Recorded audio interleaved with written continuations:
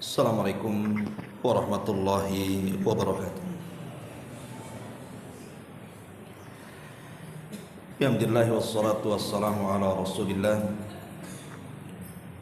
wa ala alihi wa sahbihi wa mawalah wa la hawla wa la quwwata illa billahi wa ba'd. Kita lanjutkan kajian kita, masih membahas kitab Tauhid, dan kita masuk pada bab ke-12, minasyirki al-isti'adzatu bi ghairillah, termasuk kesyirikan berdasarkan Al-Quran dan Sunnah Nabi SAW adalah meminta perlindungan kepada selain Allah Subhanahu wa Ta'ala. Kemudian pengarang mendasari babnya dengan dua dalil. Pertama dari Al-Quran suratul Jin, dan yang kedua dari hadis Nabi SAW yang dikeluarkan Imam Muslim. Wa qaulullahi ta'ala, adapun firman Allah Subhanahu wa ta'ala, wa annahu kana rijalun minal insi ya'udzuuna birijalin minal jinni fazaduhum rahaqan. Dan sesungguhnya ada sebagian manusia, mereka meminta perlindungan kepada sebagian dari bangsa jin, maka mereka pun bertambah perasaan takutnya. Adapun dari hadis Nabi SAW an Haulata binti Hakim, qalat, dari Haulah binti Hakim dia berkata, sami'tu Rasulullah SAW yaqul, Nabi SAW bersabda, man nazala manzilan, barang siapa yang singgah di satu tempat, faqala, dan dia mengatakan, a'udzu bi kalimatillahi tammati min syarri ma khalaq, aku berlindung dengan kalimat-kalimat Allah yang sempurna dari kejahatan apa yang Ia ciptakan. Lam yadurrahu syai'un hatta yartahila min manzilihi dzalik, maka tidak akan memudaratkan sesuatu apapun kepada dia sampai dia berpindah dari tempat itu. Hadis ini dikeluarkan Al-Imam Muslim. Baik. Ma'asyiral muslimin wal muslimat rahimani wa rahimakumullah. Bab ini menjelaskan kepada kita tentang kesyirikan, bahkan bisa mencapai kepada syirkul akbar. Bukan syirik kecil lagi, tapi syirkul akbar, syirik besar. Artinya bisa mengeluarkan pelakunya dari Islam, dan kalau dia mati maka dipastikan masuk neraka dan dikekalkan di dalamnya, dan semua amal solehnya tidak bermanfaat sedikit pun bagi dia. Artinya bahwa syirkul akbar ini sangat bahaya. Lah di antara syirkul akbar adalah al-isti'adzatu bi ghairillah, seseorang berlindung kepada selain Allah Subhanahu wa ta'ala. Sebenarnya berlindung kepada selain Allah Subhanahu wa ta'ala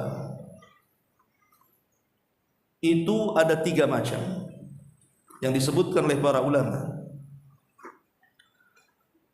Pertama, berlindung kepada selain Allah Subhanahu wa ta'ala kepada yang hidup dan dia sanggup untuk melindunginya. Maka meminta perlindungan kepada orang yang masih hidup dan sanggup memberikan perlindungan itu hukumnya boleh-boleh saja. Seperti umpamanya di zaman Nabi SAW ada seorang wanita anak pejabat, dia mencuri. Kemudian dilaporkan pencuriannya kepada Nabi sallallahu alaihi wa ala alihi wasallam. Akhirnya Nabi SAW memutuskan untuk dipotong tangannya, walaupun dia anak putrinya pejabat. Akhirnya kemudian keluarganya, disebutkan dalam hadis itu, ista'adzat, meminta perlindungan kepada bi Ummi Salamah, dengan Ummu Salamah. Dan Ummu Salamah adalah istri Nabi SAW. Tetapi oleh Nabi SAW ditolak lebih daripada Ummu Salamah untuk supaya orang itu tidak dipotong tangannya, menunjukkan bahwa setiap kriminal kalau sudah sampai di tangan hakim maka tidak bisa dibatalkan. Akhirnya kemudian karena tidak bisa lewat Ummu Salamah, maka mereka mencari orang yang bisa didengar Nabi. Mereka meminta kepada Usamah ibn Zaid. Usamah ibn Zaid putra daripada Zaid ibn Harithah, anak angkat Nabi. Tetapi tetap saja ditolak juga oleh Nabi SAW.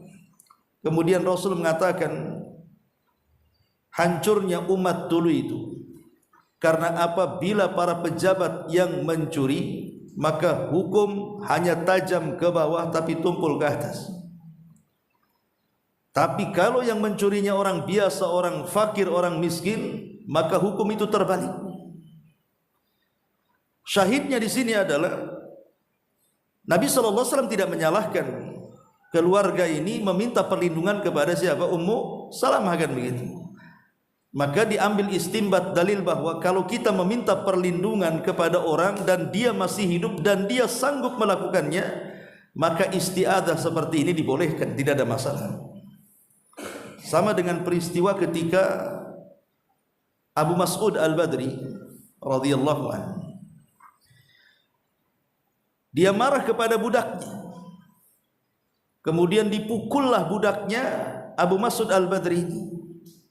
Rupanya di belakang Abu Mas'ud ini ada Nabi SAW, dia tidak sadar. Lah budak yang dipukul ini tiba-tiba mengatakan, a'udzu billahi summa a'udzu bi Rasulillah.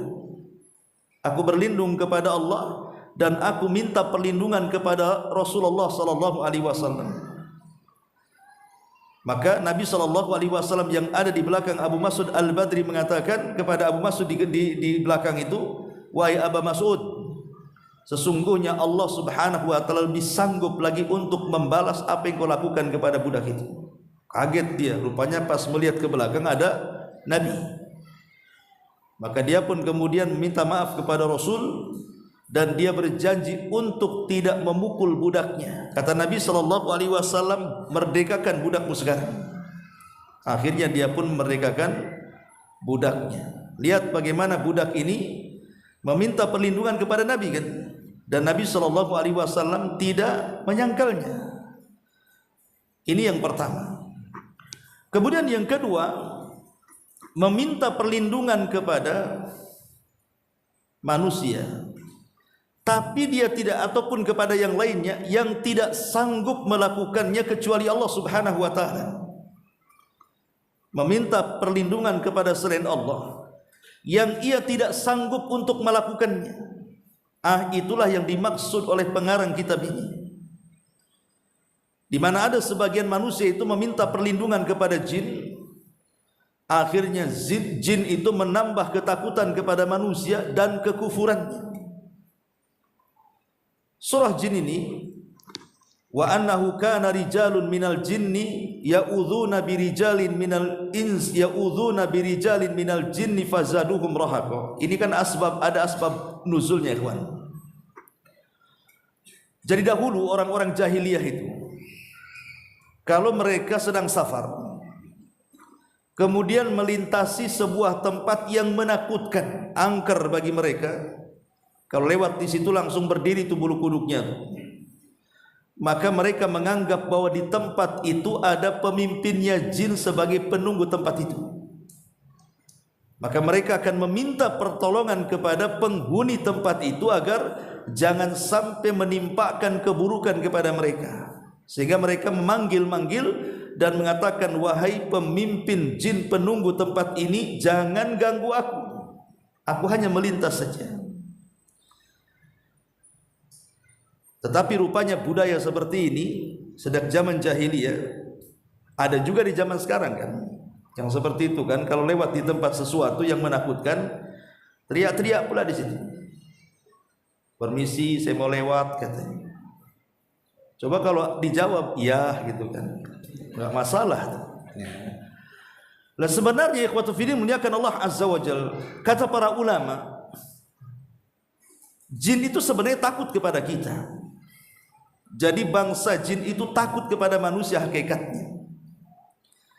Tapi ketika banyaknya manusia yang kemudian datang kepada jin minta pertolongan, akhirnya mereka berani.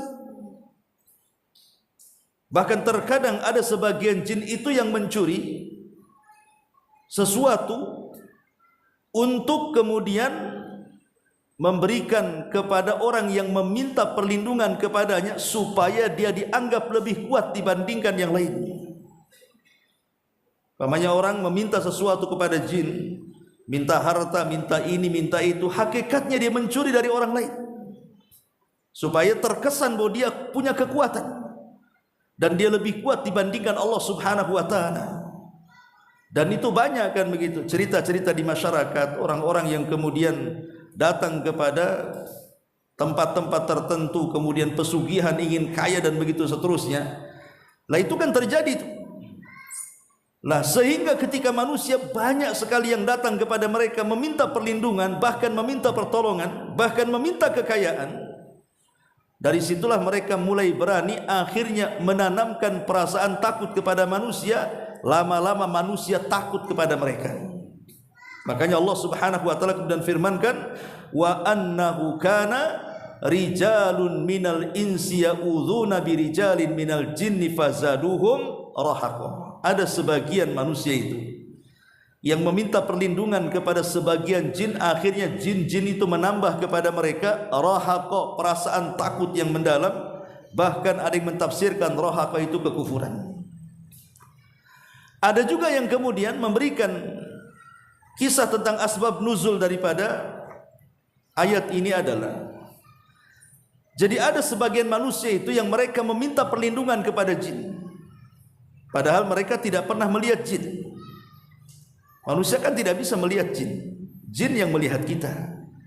Karena Allah yang mengatakan innahu yarakum huwa wa qabiluhu min haitsu la tarawnahum. Sesungguhnya dia dan para pengikutnya bangsa jin mampu melihat kalian di mana kalian tidak bisa melihat mereka.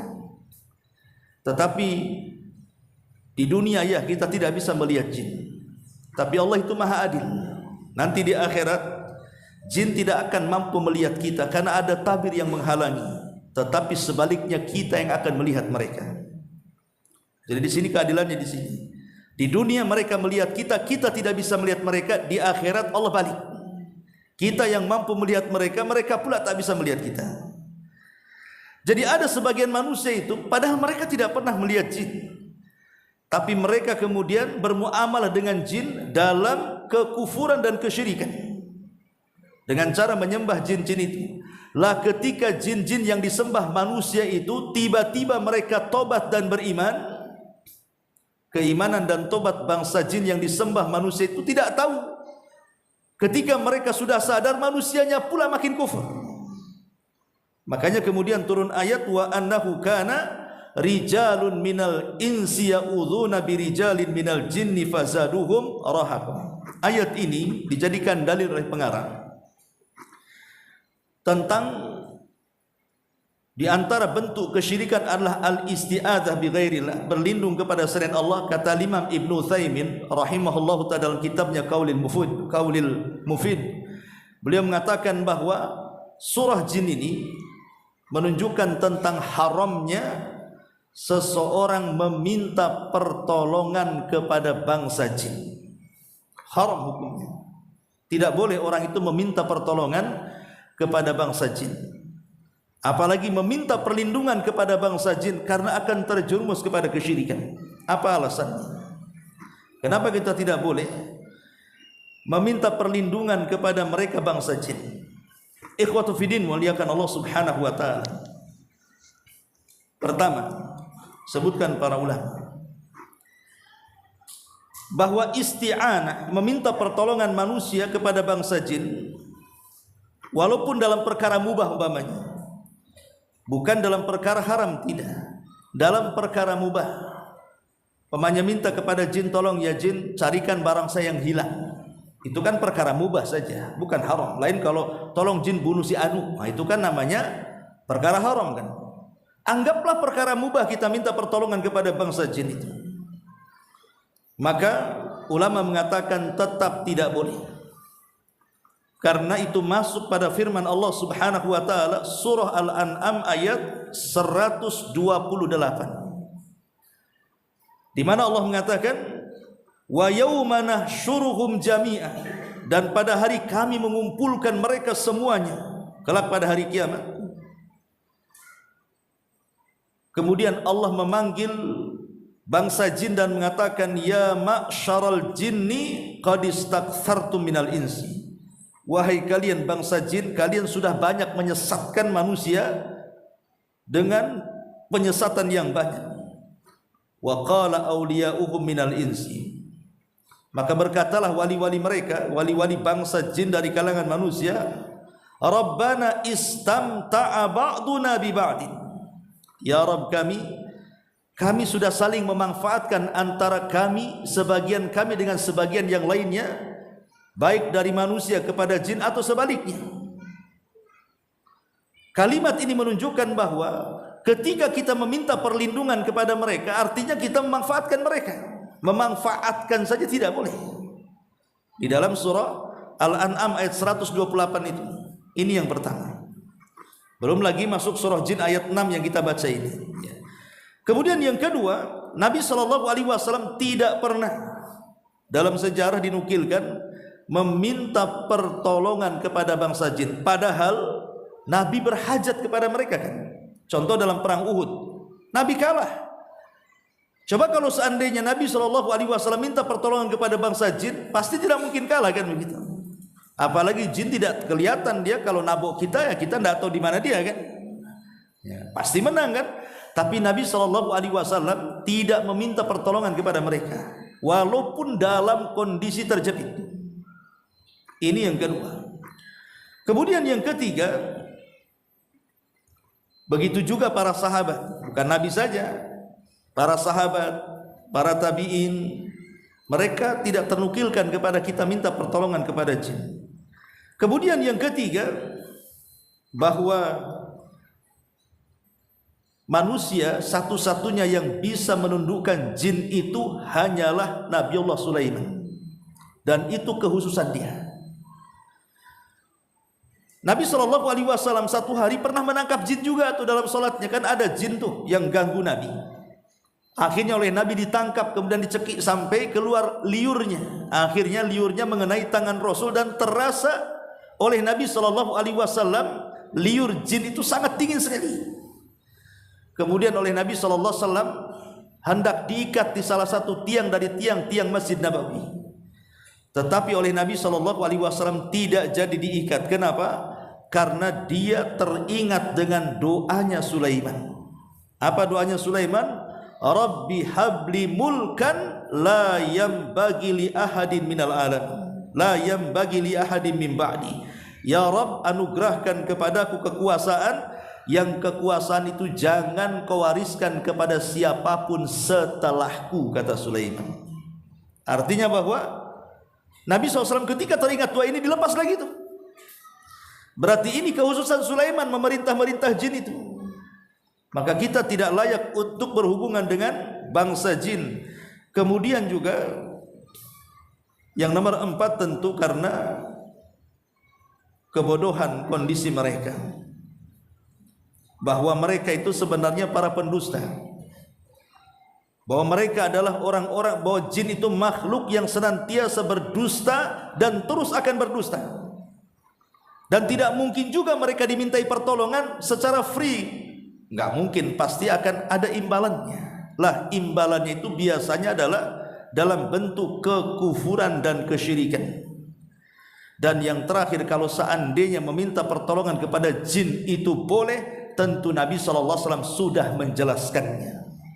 Maka dari sini kita tahu tidak boleh meminta perlindungan ataupun pertolongan kepada dunia jin, karena yang kita kenal yang banyak meminta pertolongan atau berkomunikasi dengan mereka itu adalah para dukun, paranormal, tukang-tukang ramal, para bomo. Mereka lah yang suka berhubungan dengan dunia-dunia gaib ini. Taib ma'asyiral muslimin wal muslimat rahimani wa rahimakumullah. Ini yang kedua ya. Tidak boleh meminta perlindungan kepada makhluk yang tidak sanggup melindungi kecuali kehususan Allah. Allah saja yang bisa melindungi. Kemudian yang ketiga, meminta perlindungan kepada orang mati, atau meminta perlindungan kepada orang yang gaib yang tidak ada di depan kita dan dia tidak sanggup untuk melakukannya, dan memang tidak akan sanggup. Orang datang ke kuburan kemudian meminta-minta di kuburan, berdoa di kuburan, minta pertolongan, perlindungan atau apa namanya, tidak sanggup, mereka mati. Macam mana orang mati akan mengabulkan doa-doa kita? Mustahil. Orang mati tidak mungkin mengabulkan doa kita, apalagi memberikan perlindungan kepada kita. Maka dari sini kita tahu bahwa asal al-isti'adzah, meminta perlindungan itu tidak boleh diberikan kecuali kepada Allah Subhanahu wa taala. Dan itu banyak dalilnya di dalam Al-Qur'anul Karim dan hadis-hadis Nabi sallallahu alaihi wasallam. Ini yang pertama. Kemudian dalil yang kedua dari Haulah bintu Hakim. Haulah bintu Hakim ini adalah seorang wanita yang karenanya satu surat dalam Al-Quran, surah Mujadilah itu turun. Haulah bintu Hakim itu satu surat, surah Al-Mujadilah itu turun semua pada dia, di mana ketika suaminya tiba-tiba mengatakan kepada Haulah bintu Hakim, anti ka dhahri ummi, engkau itu seperti punggung ibuku. Maknanya sudah enggak berasa gitu ya, sudah enggak ada cinta lagi. Kalimat seperti ini menurut tradisi jahiliyah itu talak. Akhirnya kemudian Haulah ini datang kepada Rasul dan mengatakan, Rasul, suamiku tiba-tiba marah kepadaku dan mengatakan engkau seperti punggung ibuku. Kata Rasul, itu kalimat talak. Maka Haulah bintu Hakim mengatakan, aku tidak mau cerai wahai Rasul. Bagaimana caranya aku menghubungkan lagi dengan suamiku? Lihatlah bagaimana diriku banyak anak, aku pun sudah tua, macam-macam lah. Karena Haulah ini percontohan wanita-wanita yang berakal. Padahal suaminya itu bukan suami yang ideal sekali. Dia ada sedikit gila suaminya. Kemudian juga kulitnya hitam. Ya bukan laki-laki yang tampan. Tapi kan orang dulu itu memang mencari jodoh rata-rata itu kan dijodohkan. Lain kalau sekarang kan cari jodoh lihat di Facebook gitu ya. Kalau orang dulu kan memang dijodohkan kebanyakan. Ya terkadang apa yang diinginkan orang tua anak ya nurut saja kan. Lah kebetulan Haulah mendapatkan jodoh seperti itu. Tapi setelah masuk Islam keduanya, maka Haulah menjadi wanita yang berakal, apapun kondisi suaminya diterima. Sehingga ketika kemudian Haulah ini melakukan sebuah kesalahan, tiba-tiba suaminya murka dan melayangkan kalimat seperti itu. Tapi Rasul tetap berpegang teguh kepada adat jahiliyah karena ketika itu belum ada hukum. Maka Rasul masih memegang tradisi itu. Kamu sudah mencerai dengan suamimu. Tapi Haulah terus berdoa sampai satu hari dia di hadapan Rasul, ada Aisyah di situ. Aisyah tidak bisa mendengar ucapan Haulah dengan Nabi, padahal di sampingnya. Ya. Rupanya disitulah turun surah Mujadilah, menganggap bahwa dihar dalam Islam itu berbeda dengan talak. Ya talak-talak, ya dihar-dihar kan gitu ya. Turun surah Mujadilah ini. Makanya di masa Umar bin Khattab radhiyallahu an, ketika Umar kemudian jalan-jalan dengan Aslam pembantunya ke pasar, tiba-tiba ada wanita tua berteriak-teriak dan mengatakan ya Umair, ya Umar. Bayangkan, tidak mengatakan ya Amirul Mukminin, tidak mengatakan ya Umar, tapi mengatakan ya Umar. Umar itu kalimat tasghir, merendahkan. Ketika itu Aslam marahlah dan hampir menghardik wanita itu. Tapi Rasul mengatakan, Umar mengatakan da'uha, biarkan. Kau tahu siapa wanita ini? Kata Aslam, aku tidak tahu.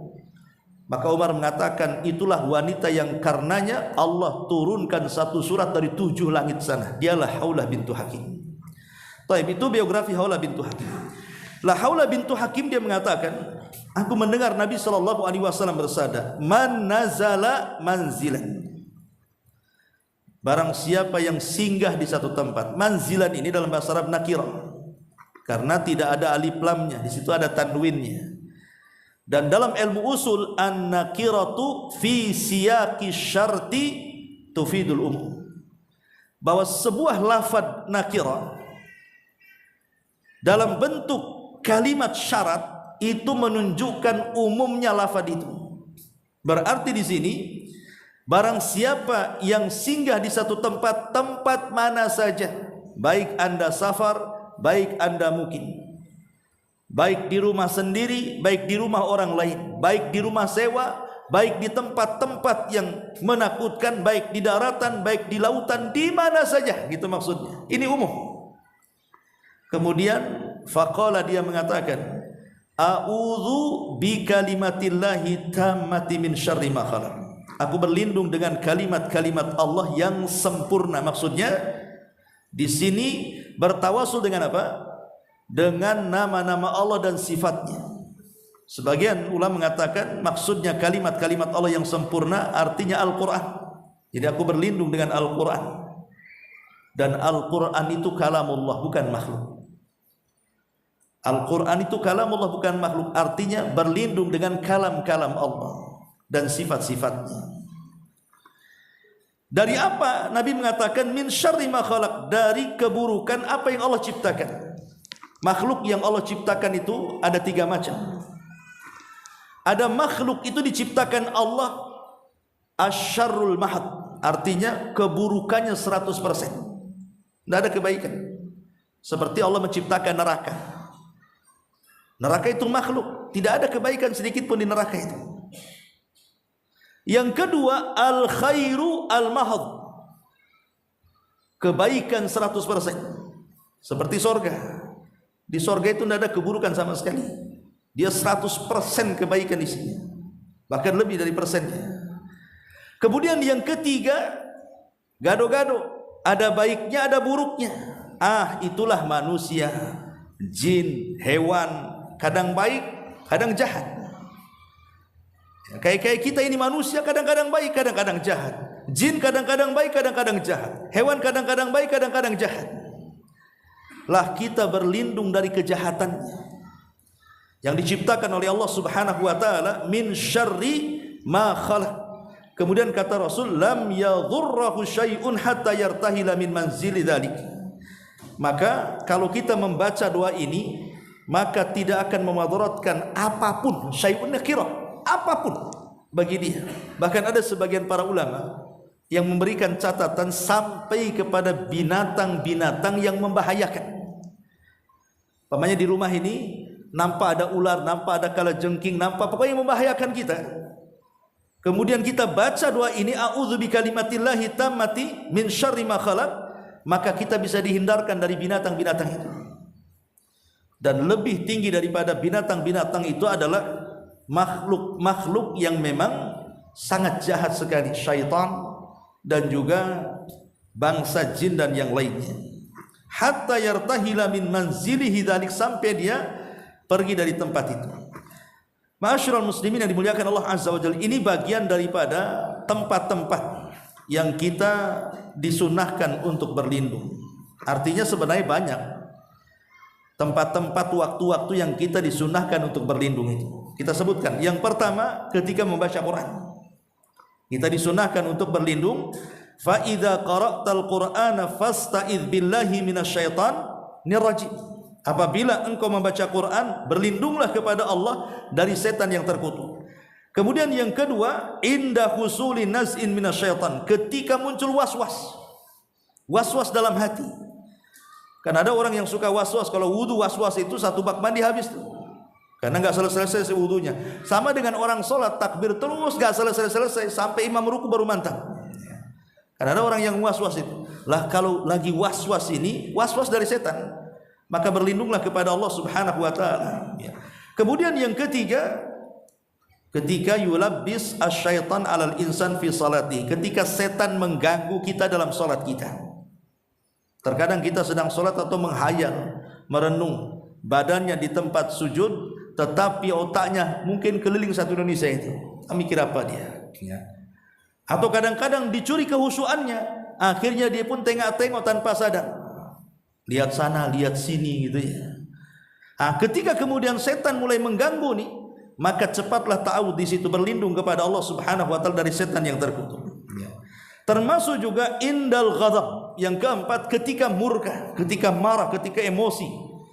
Karena salah satu penyebab emosi adalah dorongan syaitan. Makanya kemudian kita berlindung ketika marah itu kepada Allah Subhanahu wa taala.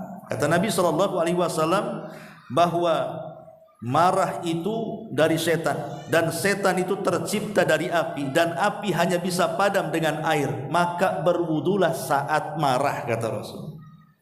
Dari sini menunjukkan bahwa ketika marah dianjurkan untuk ta'awudz. Kemudian juga ketika melihat hal-hal yang manusia tidak suka. Manusia tidak suka melihatnya. Entah ketika jalan, naik mobil, naik motor, jalan kaki, tiba-tiba ada ular yang melintas, ada binatang-binatang yang membahayakan yang melintas, segera a'udzubillahi minasyaitonirrajim. Atau umpamanya ketika ada angin kencang, wah ini bahaya nih angin ini, misalnya rumah saya diangkat pula nanti, langsung berlindung kepada Allah Azza wa Jalla. Atau tiba-tiba ada gempa, pokoknya hal-hal yang kita tidak suka, boleh jadi menakutkan. Habis baterainya nih. Ya.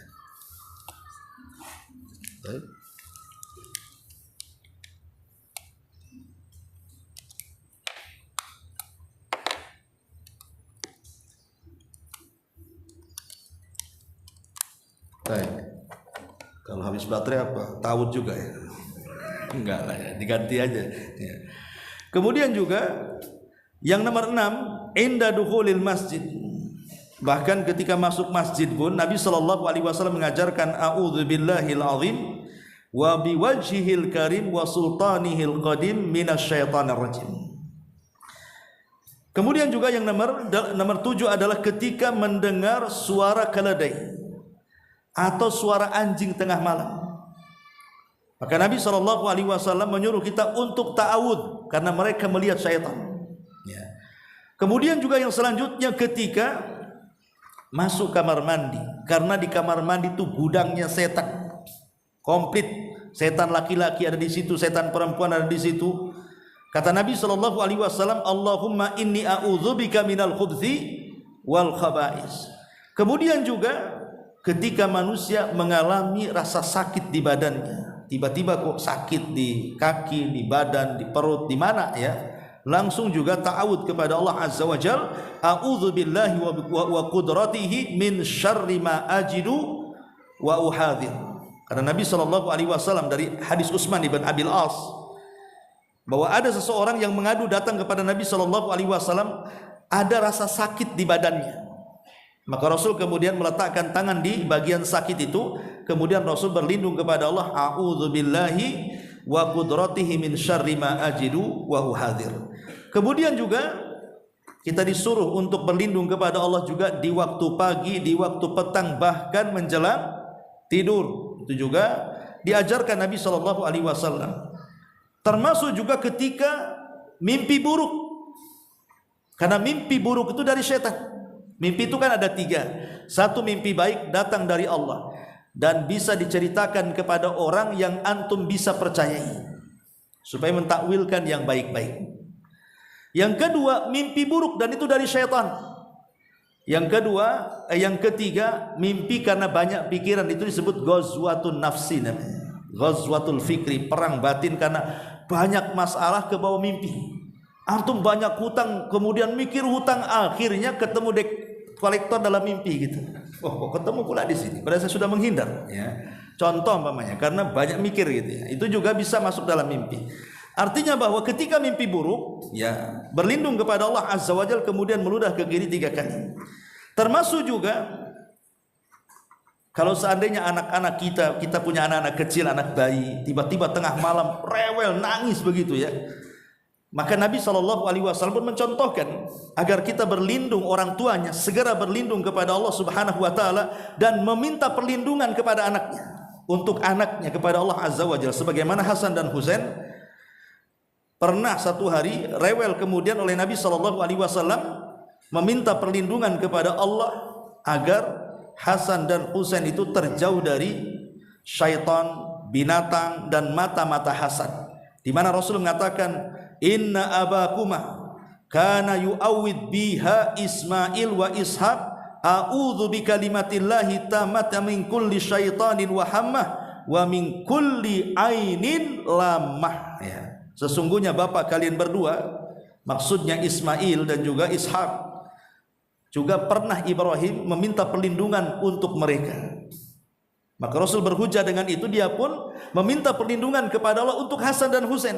Kemudian Nabi SAW mengatakan, a'udzu bikalimatillahi tammati, aku berlindung dengan kalimat-kalimat Allah yang sempurna, min kulli syaitan wa hamah, dari segala jenis setan dan binatang-binatang yang membahayakan, wa min kulli ainin lamah, dan dari setiap mata-mata yang jahat, yang hasad, yang akan menyakiti anak itu. Ini juga termasuk yang disyariatkan. Ya, antum yang punya anak-anak bayi itu. Nah, ini diantara dan banyak juga tempat-tempat kita berlindung. Salah satunya berlindung dari jahannam, dari azab kubur, dari fitnah kehidupan dan fitnah kematian, dan juga dari fitnah kubur. Kata Nabi SAW, beliau suka membaca di akhir-akhir salat sebelum salam, Allahumma inni a'udzubika min adzabi jahannam wa min adzabil qabri wa min fitnatil mahya wal mamat wa min syarri fitnatil masihi dajjal, dan dari keburukan fitnah dajjal yang terakhir. Dan banyak, ataupun Rasul pun sering membaca Allahumma inni a'udzubika minal ma'tham wal maghrab. Ya Allah, aku berlindung dari kamu dari perbuatan dosa dan banyak hutang. Kemudian Rasul ditanya, apa engkau punya hutang wahai Rasul? Sehingga terus membaca doa itu. Tidak, kata Rasul, karena orang kalau suka hutang pasti dusta, dan kalau dia janji pasti khianat, kata Rasul. Makanya aku baca terus doa ini dalam setiap sholat. Intinya bahwa di sini, bahwa tempat-tempat berlindung itu bukan hanya sekedar di tempat-tempat yang nampaknya menakutkan, tidak, tetapi juga di tempat-tempat yang disebutkan tadi. Kembali kepada bab, ya. Kita tahu bahwa al-isti'adzah itu memiliki 5 rukun. Jadi al-isti'adzah, meminta perlindungan kepada Allah, itu memiliki 5 rukun. Ya. Yang pertama al-musta'idz, orang yang meminta perlindungan. Siapa? Orang yang beriman, yang mengucapkan isti'adzah. Ya, kita ini disebut musta'idz. Ya. Kemudian yang kedua al-musta'adzu bih, yang dimintai perlindungan siapa? Allah. Ya. Kemudian yang ketiga al-musta'adz minhu, dari apa kita berlindung dan minta perlindungan kepada Allah? Dari setan. Kemudian yang nomor 4 sigotul isti'adzah. Di sana ada lafaz-lafaz isti'adzah yang diajarkan, seperti a'udzubillahi minasyaitonir rajim yang ma'ruf, atau a'udzubillahil azim wa biwajhihil karim, atau a'udzu bikalimatillahi tammah, atau a'udzu biridhaka min sakhatik, dan banyak lafaz-lafaz yang diajarkan Nabi soal lafaz-lafaz perlindungan. Dan yang terakhir, tujuan al-matlab alladzi min ajlihi yasta'idul muslim. Apa tujuannya kita meminta perlindungan kepada Allah? Pertama, meminta keselamatan dalam agama. Yang kedua, meminta keselamatan dalam dunia. Yang ketiga, supaya Allah memberikan kebaikannya kepada kita dengan terhindar dari segala jenis keburukan, baik dari setan atau waswasnya, baik dari makar-makarnya, baik dari madarat-madaratnya, ataupun manusia yang sekongkol dengan setan yang akan menjahati kita semuanya. Itulah disebut arkan al-isti'adzah namanya, rukun-rukun isti'adzah. Ada 5, ya. Ma'asyiral muslimin wal muslimat rahimani wa rahimakumullah. Adapun keutamaan isti'adzah sendiri adalah disebutkan para ulama, annaha ibadatun min ajallil ibadat wa ta'atun min a'zami ta'ah, bal hiya min haqa'iqi tauhidil ilahiyati, kama qala Allah azza wa jalla, qul a'udzu birabbin nas malikin nas ilahin nas, ila akhiril ayat.